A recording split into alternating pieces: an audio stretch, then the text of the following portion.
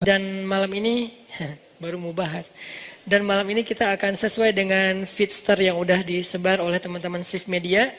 Saya akan coba sharing sedikit dari, saya yakin di sini bukan saya doang yang pernah ke Jepang. Saya mah juga baru beberapa kali doang. Pasti ada teman-teman yang mungkin udah bolak-balik ke Jepang.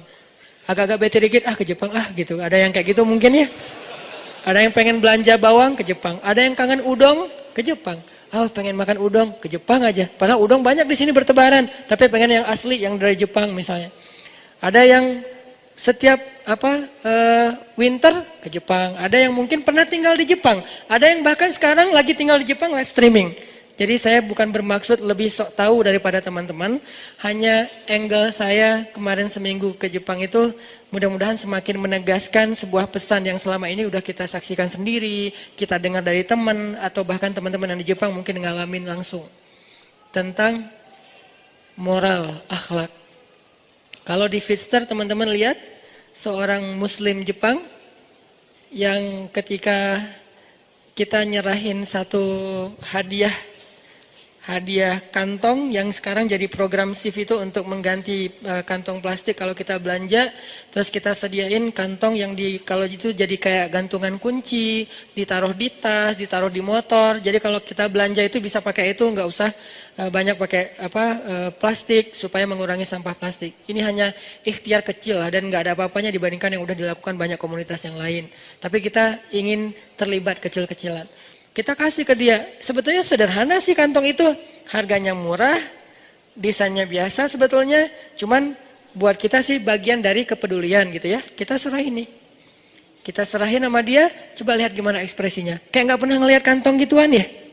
Padahal kan di Jepang udah banyak yang gitu. Malah saya juga beli di Jepang untuk jadi kayak sampel. Kita bikin gini yuk.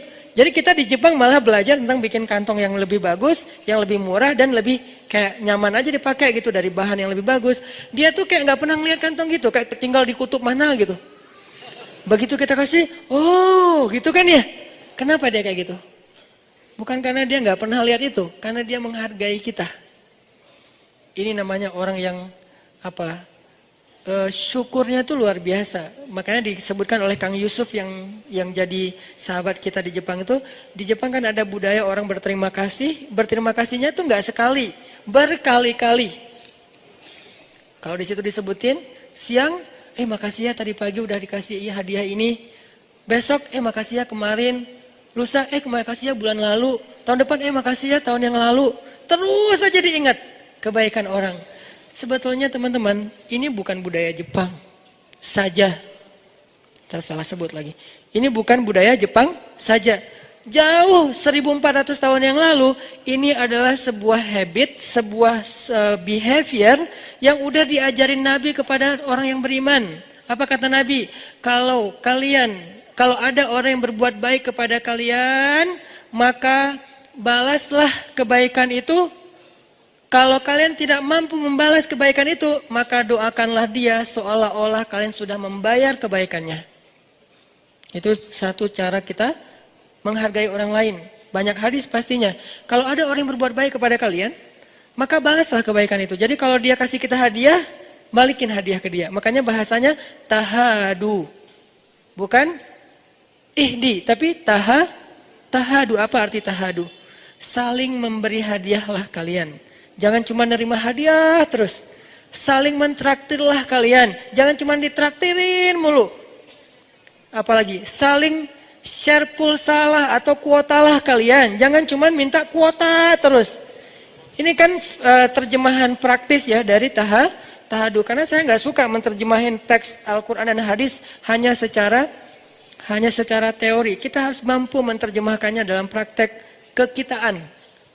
Kekitaan artinya sesuai dengan praktek kehidupan daily-nya kita. Kalau enggak, namanya bukan penerjemah.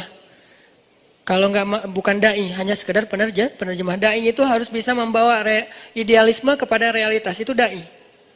Dan itu enggak gampang loh. Kita harus tafakur, kita harus muhasabah, kita harus memahami realitas, baru kita bisa bawa idealisme kepada realitas. Ini kalau di zaman kita gini, ini kalau di zaman kita gini. Itu namanya membawa sebuah idealisme sirah nabawiyah menjadi sebuah solusi konkret program kehidupan kita zaman sekarang. Kalau cuman bicara sirah nabawiyah secara narasi, teori, tapi nggak bisa diterjemahkan dalam praktek kekinian, ini sama dengan buku atuh. Apa gunanya bedah buku? Saya dulu ketika kuliah di Mesir, kita pakai buku nih, bawa buku ini ya, dosen ngasih tahu, beli buku ini, kasih tahu referensinya, kita cari di perpustakaan buku, udah gitu di kampus kita bedah. Ngapain bedah lagi kalau udah ada buku? Karena buku hanya menjelaskan teori. Bedah dari dosen ini, syarah kalau dalam hadis, tafsir kalau dalam Quran, tahqiq kalau dalam ilmu ilmiah, itu tujuannya apa? Untuk menjelaskan lagi teori-teori di buku itu dalam bentuk yang lebih konkret. Nah, begitu juga ta'lim. Kalau ta'lim cuma saya bahas bahwa Nabi pernah begini, bahwa Nabi pernah begitu, terus zaman kita gimana? Kan nggak mentranslate kan? Nggak menterjemah. Nabi itu misalnya pernah lomba berkuda yang saya share di YouTube, pernah lomba berkuda dari Thaniyatul Wada sampai ke Masjid Bani Zuraid. Zaman kita apa? Bukan cuma berkuda. Ini berarti belum menterjemah sirah nabawiyah. Zaman kita tuh artinya riding, touring, night run kalau buat anak mobil. Jadi games anak-anak yang senang mobil, motor, sepeda dari satu tempat dan berakhir di masjid. Riding lah yang paling sederhananya. Touring kalau bareng-bareng misalnya. Itu adalah terjemahan konkret apa yang terjadi di zaman Nabi dengan konteks kekitaan. Nggak harus kita cari kuda baru ngikut sunnah. Kalau nggak naik kuda berarti belum nyunnah. Sehingga ada istilah olahraga sunnah. Saya nggak sepakat dengan istilah olahraga sunnah. Semua olahraga selama nggak melanggar syariat itu nyunnah. Berenang, yang nyunnah yang mana? Yang gaya bebas Ustaz? Enggak, semua berenang itu sunnah. Mau dia diving, mau dia free dive, mau dia snorkeling, mau dia surfing, mau dia cliff dive. Kan banyak varian berenang kan? Cliff dive yang loncat dari tebing itu, yang paling pro yang baru diputusin, itu kan loncatnya paling tinggi. Pro cliff diver. Loncat paling tinggi, udah gitu loncat, nggak muncul-muncul. Ini kan varian dari berenang, free dive kah, diving kah, snorkeling kah, apalagi saya nggak tahu, surfing atau kalau surfing aja mazhabnya banyak banget nih. Ada surfing longboard, ada shortboard, ada apa? Pakai papan skimboard, ada yang wake surf, ada yang ski apa tuh, water ski sport kayak gitulah, pokoknya water sport terserah deh apa namanya. Ada yang berenang pun gaya bebas, gaya punggung, gaya katak, gaya batu, gaya malu-malu gitu kan. Gimana kayak malu-malu, mau loncat kayak malu gitu. Kenapa? Takut malu-maluin. Artinya semua ini sibahah. Semua ini adalah berenang. Jadi yang namanya berenang, nggak harus kita langsung mengatakan, olahraga sunnah itu berenang. Boleh juga, olahraga sunnah itu diving. Boleh nggak ngomong kayak gitu? Boleh. Cuman orang nggak berani aja ngomong kayak gitu. Kenapa Ustaz? Soalnya mungkin dia pikir kalau keluar dari kata berenang jadi nggak islami. Padahal berenang itu kan kategori umumnya. Nanti variannya, jenis-jenisnya banyak. Saya bisa aja bilang diving, olahraga sunnah. Cliff dive, lebih nyunnah lagi.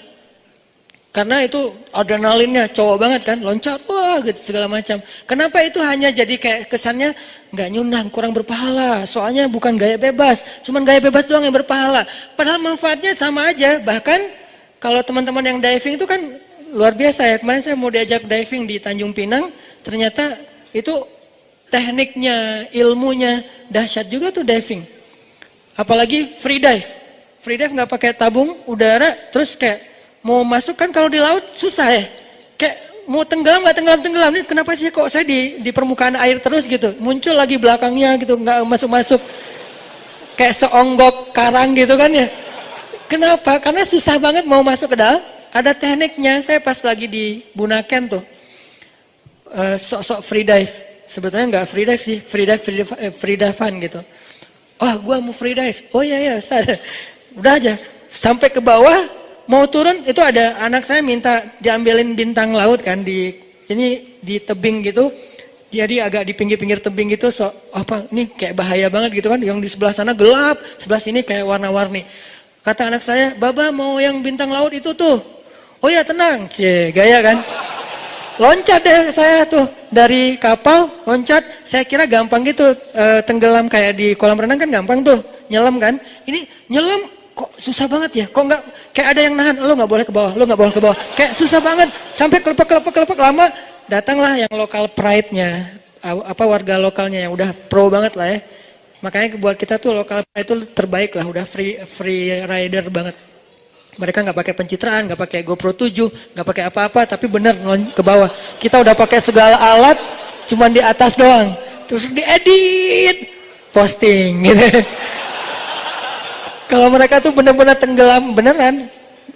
Ustadz bisa? Aduh, nyerah. Akhirnya dia langsung ngambil, langsung muncul lagi. Gampang gini, kok bisa gampang gini mas? Ya latihan. Sampai ada yang nombak ikan gitu-gitu kan. Itu kan semuanya olahraga air, berenang dan keren. Bahkan sebagiannya dipakai buat kemampuan militer. Militer kita juga ada yang diving, ada yang sampai berenangnya tangan dan kaki diikat kan sampai kayak gitu-gitu. Kalau di Palestina tuh orang Hamas, pasukan Hamas pakai berenang dengan jenis apa? Diving. Mereka pakai tabung udara diving dari Gaza tembus ke pangkalan militer Israel. Kan ada dulu serangan yang 10 prajurit Hamas angkatan laut yang katak gitu kan, pasukan katak masuk ke dalam, keluar nyerang. Kalau ini kan perang, namanya perang ya saling tembak-tembakan, masa saling senyum gitu kan. Gitu. Itu bukan perang, itu dakwah, namanya jihad. Jadi jangan agak kagok gitu kalau ngomongin orang berperang, kok perang sih Ustaz? Namanya perang ya, tembak, masa perang gini, ya gitu dong. Nah dia masuk, terus keluar di pangkalan militer Israel, diserang, terbunuh beberapa prajurit Israel dari Hamasnya. Kalau nggak salah cuma satu yang syahid, sisanya selamat dan mereka masuk lagi. Berarti kan sibahah di zaman sekarang adalah salah satunya diving. Makanya saya nggak sepakat dengan istilah olahraga sunnah itu hanya 3. Padahal kalaupun mau dibikin persis kayak Nabi, 4 harusnya. Yang jarang dibahas yang keempat apa? Gulat. Bukankah Nabi juga pegulat yang ngalahin Abu Rukanah? Kenapa nggak dimasukin? Karena kita baru membaca satu hadis, lalu merasa paling mengerti hadis tersebut. Padahal olahraga sunnah itu kayak misalnya berkuda. Berkuda itu bukan cuma naik kuda loh. Ngurus kuda. Ngurus kuda itu apa sekarang? Ngebengkel.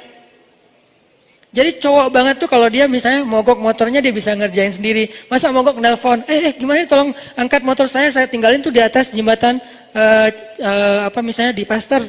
Ya kurang cowok sih. Jadi cowok yang keren itu justru kalau dia bisa ngebengkel sendiri, minimal kalau mobilnya ada apa dia bisa ngedongkrak sendiri gitu kan ya. Ini life skill cowok. Jadi pesan dari olahraga yang Nabi katakan tadi itu bukan cuman kudanya disiapin, dipakein pelana, terus dipegangin tali kekangnya, duduk di belakang pencitraan yang misalnya kita pakai selfie gitu misalnya. Saya pernah gitu soalnya. Saya nggak ngomongin orang lain ya, jadi jangan diedit nanti dikasih judul macam-macam gitu, enggak. Saya lagi ngomongin diri saya sendiri. Pernah di Parompong kan ya belajar berkuda, karena baru pertama dipegangin sama pelatihnya si kudanya teh. Karena kalau nggak dipegangin ntar saya dibawa lari gimana? Oke, mas pegangin erat ya, ya Ustaz. Nah dia ajarin, yang pertama Ustaz kalau berkuda itu, ini kata dia ya, nanti teman-teman yang pro penunggang kuda mungkin bisa meralat. Kata dia kuda itu kita tuh sama dia tuh harus kayak ngeklik gitu. Kita tuh harus sehati, kita tuh harus kayak saling paham gitu, saling pengertian. Kamu capek ya dah. Kita tuh harus saling pengertian gitu, dielus-elus dulu rambutnya, terus kayak dipegang-pegang gitu, saling pegangan gitu kan ya. Tapi jangan dikedip gitu, kasihan nanti. Apaan sih lo? Gue cowok tahu. Oh ya maaf ya. Terus kayak gitu-gitu, udah akrab, udah sehati gitu, baru naik. Dia nggak akan ngerjain. Kalau nggak sehati dikerjain sama dia katanya. Entah ini benar, entah ditakut-takutin. Pokoknya katanya gitu. Kalau nggak sehati, nggak akrab gitu, kudanya sebel. Apaan sih lo? Turun aja, males lah. Kan gitu kan? Kuda juga males gitu. Ngapain sih lo naik-naik ke gua? Emang gua siapa lo? Kegeeran kitanya gitu. Makanya kayak ternyata ada ilmunya, nanti cara sampai ngurus kuda. Harusnya penunggang kuda itu kan secara teori dia yang ngurus kudanya sendiri kan. Sama kayak penerjun kan dia yang ngelipat parasutnya sendiri kan, bukan dilipat sama teman, karena itu bahaya sekali kalau dilipat sama orang lain, nggak tahu ada apa, dan dia harus make sure kalau ini udah aman, dan kalau dia nanti buka di udara terbuka, kalau dilipat sama teman bahaya. Termasuk berkuda, dia ngurus kuda sendiri sampai sepatu kuda dan segala macam. Ini nih ilmu berkuda, jadi bukan cuman menunggang, tapi termasuk ngurus kuda. Kalau motor bukan cuman riding, termasuk ngurus motornya, servisnya, dia bersihin motornya, kalau ada yang rusak, minimal ganti oli deh. Ini life skill. Ini nih sunnah Nabi SAW. Jadi buat saya kurang sepakat dengan istilah olahraga sunnah, semua olahraga itu sunnah. Jadi teman-teman yang senang dengan segala macam jenis olahraga, dengan syarat satu aja, tidak melanggar syariat. Apa melanggar syariat? Satu, membuka aurat. Kan jelas kan? Kalau membuka aurat bukan olahraganya berarti, tinggal kita tutup aja. Satu, membuka aurat.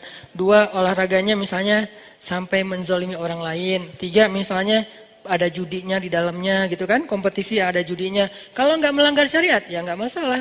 Main bola nyunah nggak? Nyunah. Dari mana main bola nyunah? Ada hadis. Makanya kalau baca sirah Nabi itu yang banyak adegannya tuh, biar kita open minded, terbuka. Oh ternyata ada juga yang adegan gini. Main bola itu di zaman Nabi yang dipakai apa? Jin. Bolanya tuh bukan karet, jin. Pro siapa coba? Freestyler, jin. Ah nih gue lagi sebel banget sama jinis gitu-gitu. Wes, jinnya Yang di mana tuh?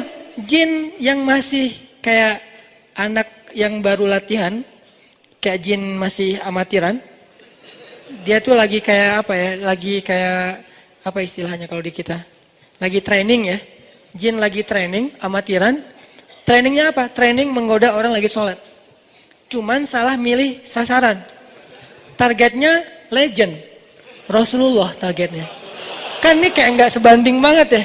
Harusnya ada targetnya orang yang baru masuk Islam kah, atau siapalah yang masih lemah imannya. Ini targetnya legend. Yang paling keren di antara umat manusia, Rasulullah. Itu ditargetin sama dia. Sementara dia masih training, nggak ngerti cara ngegodain orang.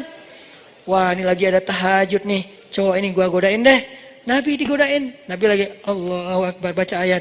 Wah dia udah jungkir balik, udah segala macam. Wah udah heboh gitu, norak nggak jelas gitu kan. Nabi biasa-biasa aja.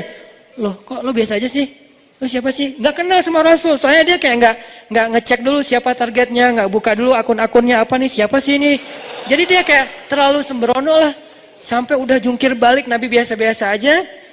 Nabi selesai salam, dipegang sama Nabi. Hah? Kok dia bisa megang gua? Dipegang sama Nabi, diuyel-uyel. Uyel-uyel itu apa? Ya, digitu-gituin, jadi bulat kayak bola, terus diikat, ditaruh di tiang masjid. Nih Masjid Nabawi ya. Nggak usah dibahas bab itu deh. Dikit aja. Kan Masjid Nabawi itu ada dua area kan. Ada area tertutup kayak gini. Itu dipakai ibadah, dipakai itikaf, pakai sholat. Ada area terbuka namanya sahan. Atau kalau bahasa arsitek kata Muzammil, courtyard. Memang dalam masjid juga. Nah di situ digantung tuh di tiang Masjid Nabawi bola api jin. Dia menyala seperti api tapi tidak membakar apa-apa. Digantung di tiang masjid. Nunggu sampai subuh. Begitu subuh, anak-anak kecil Madinah kan pada subuh berjamaah tuh. Mereka kan sunrise lover semua kan. Pada senang dengan waktu subuh. Karena waktu subuh itu waktu paling baik untuk orang yang beriman kan kata Nabi. Jadi pada bangun anak-anak kecil, kita ke masjid yuk. Anak-anak kayak ukuran Upin-Upin gitu. Tapi sahabat-sahabat gitu kan. Anak-anak kecil, emang anak-anak di bawah 10 tahun. Ke masjid, ramai kan anak kecil ke masjid. Subuh-subuh kan seru banget ya. Subuh-subuh anak kecil pada ketemu gengnya. Ke masjid ramai-ramai. Begitu masuk masjid ngelihat, kok ada lampu apa tuh kayak bola? Wah ya habis subuh kita main bola itu ya. Pada bisik-bisik gitu. Habis subuh pengen main bola itu. Begitu selesai subuh, Nabi ngambil bolanya dilepaskan. Pergi jinnya. Jangan balik lagi ya. Ya maaf salah target. Pergi aja dia. Kata Nabi apa? Kalau bukan karena doa saudaraku Sulaiman, akan aku biarkan jin ini jadi bola ditendang oleh anak-anak di kota Madinah.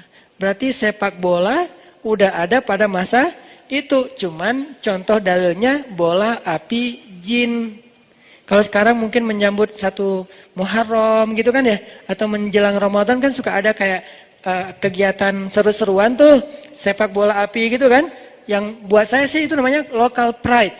salah satu kebanggaan lokal lah. Selama tidak membahayakan dan tidak berlebihan sih, ya namanya juga seru-seruan, masa nggak boleh gitu kan? Selama nggak ada keyakinan, ini api sebelum kita main sepak-sepak, kasihan ntar gini-gini dulu, kita nyembah-nyembah dulu, kita ada kayak ritual dulu, enggak sih. Cuman main doang, seru-seruan. Itu mungkin asal muasalnya yang tadi. Cuman kalau ini api beneran, kalau itu jin. Kalau jin di zaman kita kan mungkin nggak akan ketendang ya. Kalaupun ketendang nggak ada yang berani juga kali kan ya. Ah, jin. Innalillahi auzubillahi minasyaitonirrajim. Pada lari gitu. Ayat kursi keluar, Yasin segala macam. Sahabat saking jago nggak pakai ayat kursi, tendangan aja. Namanya juga jin. Akhirnya jinnya dilepas sama Nabi. Kenapa dilepas? Bukan karena kasihan. Dia tuh harusnya dikasih pelajaran sama Nabi. Cuman kenapa dilepas? Nabi menghargai doa Sulaiman. Apa doa Sulaiman? Ya Allah, beri saya kekuasaan yang tidak engkau berikan kepada orang setelah saya. Apa kekuasaannya? Bisa menguasai jin. Sebetulnya Nabi bisa aja, cuman menghargai Nabi Sulaiman. Jadi di antara para Nabi kayak saling respect gitu. Ah, ini mah bagian Sulaiman deh. Jangan saya nggak akan ngambil bagian itu. Kalau mau bisa lebih daripada Sulaiman. Sama kayak Nabi Musa membelah laut yang saya sering cerita. Nabi Muhammad membelah bulan. Lebih dahsyat siapa coba? Walaupun sama-sama dahsyat. Nabi Musa belah laut dengan seizin Allah. Nabi Muhammad belah bulan dengan seizin Allah. Bukan yang di bumi. Yang di luar bumi, yang jadi planetnya bumi atau di luar angkasa, lebih keren lagi nih. Cuman ya Nabi Muhammad kan tipenya nggak pamer kayak kita ya. Baru apa aja udah, wes langsung edit lagi, terus kasih back sound, nggak apa di slow motion. Kebayang belah bulan slow motion demi untuk bisa diakui gitu kan? Itu mah kita.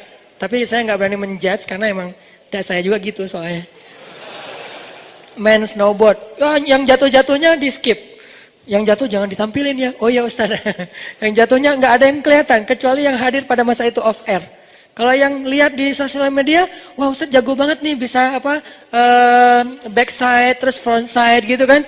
Itu kan yang bisanya. Yang nggak bisanya terguling-guling kepala, terbentur segala macam. Nggak, itu hanya untuk saya dan teman-teman yang ikut. Jadi kalau pengen lihat saya jatuh, yuk ikut bareng. Cie. Promo. Hard selling. Balik lagi tadi ngomong apa kok jadi kesini? Olahraga.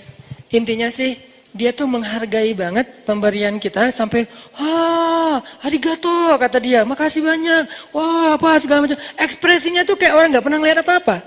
Ini namanya menghargai.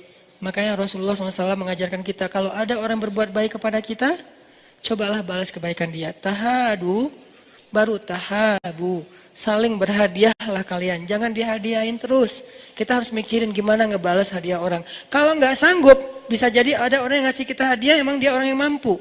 Kalau kita balas takutnya buat dia nggak terlalu berharga gitu kan. Kayak misalnya kita dikasih barang branded, dan dia mampu beli barang itu dengan harga yang sekian. Kita mau balas dengan yang sama, misalnya dia kasih kita misalnya baju branded, harganya misalnya 400.000. Kita mau bayar ngasih dia 400.000 asal lebar ya. Kenapa? Orang kos-kosan juga belum bayar. Ini gimana nih? Kalau nggak sanggup ngasih yang sama, maka kata Nabi doakan. Doakan dia sampai seolah-olah doa kita yang banyak itu sudah membayar kebaikan dia. Nah ini kan sama dengan yang tadi kan. Dia ucapin terima kasih sehari, besok juga, lusa juga, minggu depan, bulan depan, tahun depan. Terus sampai dia bisa merasa tenang, saya udah berterima kasih dengan ucapan yang layak buat dia. Nggak bisa sekali. Bukan, oh ya thanks. Nggak gitu.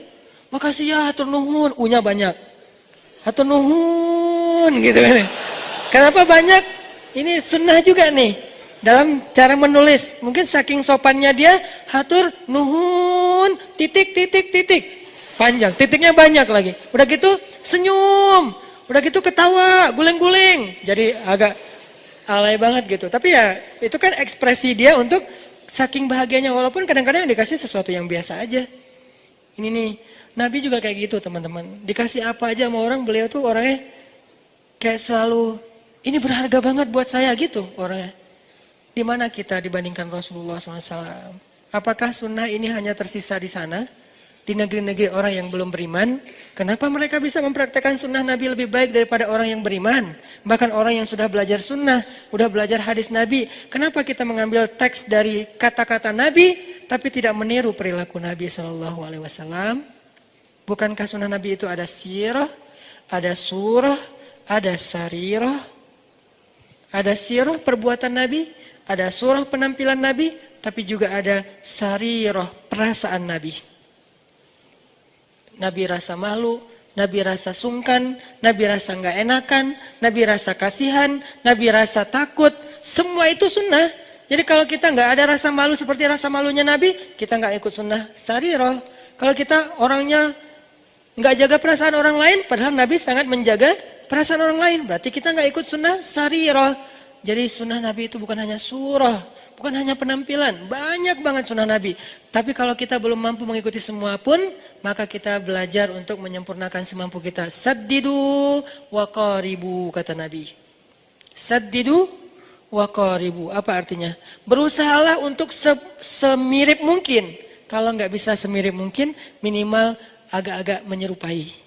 Saddidu wa qaribu. Fa illam takun mislahum fatashabbahu bihim. Kalau kamu tidak bisa persis seperti sahabat Nabi, minimal berusaha untuk menyerupai. Dan itu pasti ada lebih kurangnya. Ada orang yang kelebihannya itu dari sisi surah. Surahnya itu surah Nabi banget.